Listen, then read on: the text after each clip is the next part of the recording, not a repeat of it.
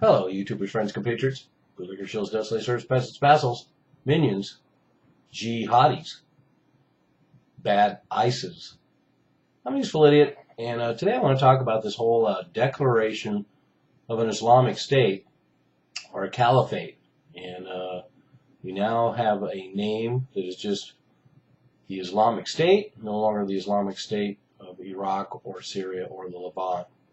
And now we also have Abu Bakr al-Baghdadi, who's now Caliph Ibrahim. And this is the first caliphate since the Ottoman Empire.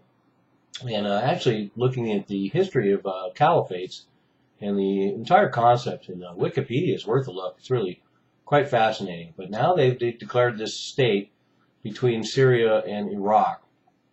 And Abu Bakr al-Baghdadi has now declared himself the leader of the Muslims around the globe, and is basically asking for their allegiance. And he also just recently appealed to scholars, judges, doctors, engineers, former soldiers, and administrators for managing the state. So he's very ambitious and interested in setting up an infrastructure and a functioning state. So this is really interesting. It fits together with a lot of the other interesting things about the nature of this new so-called terrorist threat, ISIS or ICE, or is. And so we have a translation that I don't really trust. I never really trust these translations, especially from these languages from the Middle East to English. But this latest statement, supposedly, Baghdadi said that, quote, "It is a state where the Arab and non-Arab, the white man and black man, the Eastern and Western are all brothers. Muslims, rush to your state. Yes, it is your state. Rush because Syria is not for Syrians and Iraq is not for Iraqis. The earth is Allah's," and unquote. So pretty emotional appeal, and the kind of statement that reveals that to go along with the fact that Baghdadi wants to construct an infrastructure of a state with this call for scholars and judges and the like. We also find him very savvy at using propaganda, and this statement is pure propaganda and should be very effective, generating recruits from all around the globe. And that's the danger. That's probably the only real danger in declaring this caliphate so far.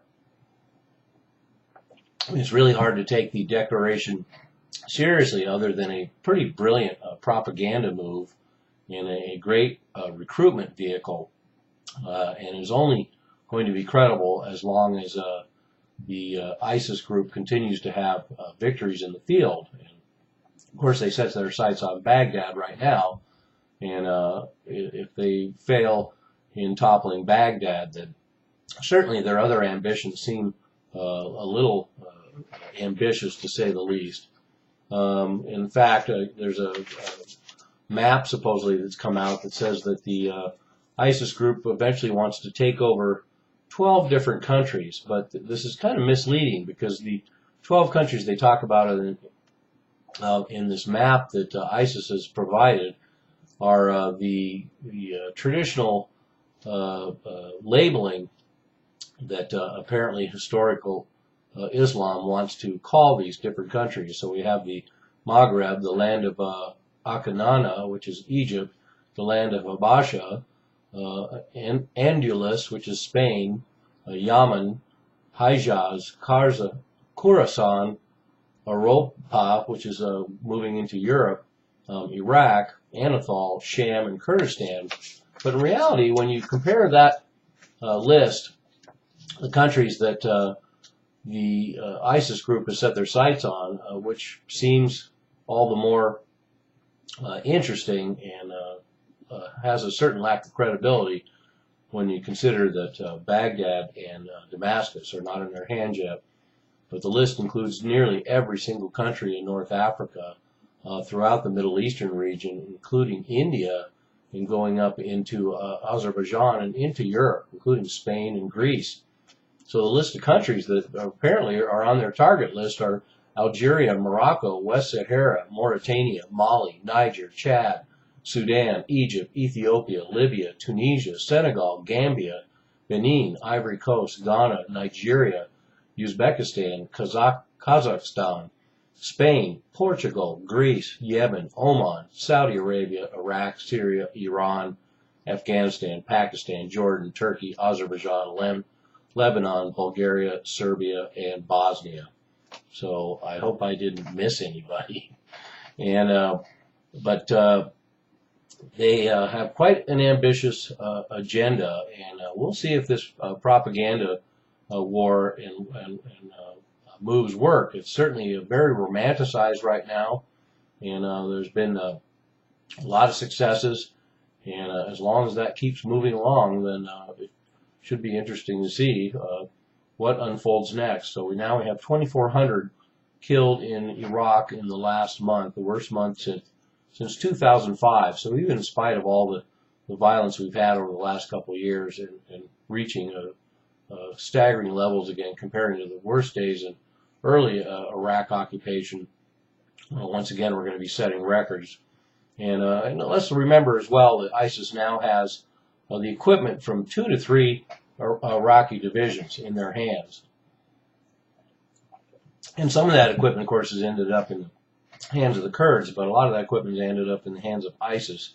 So we've seen, and I'll attach a video below actually that shows that they're parading Humvees, heavy machine guns, armored personnel carriers, tanks, and Stinger missiles, all captured in Iraq, that are already making their way 250 miles across Syria. And there's even a Scud missile on a truck.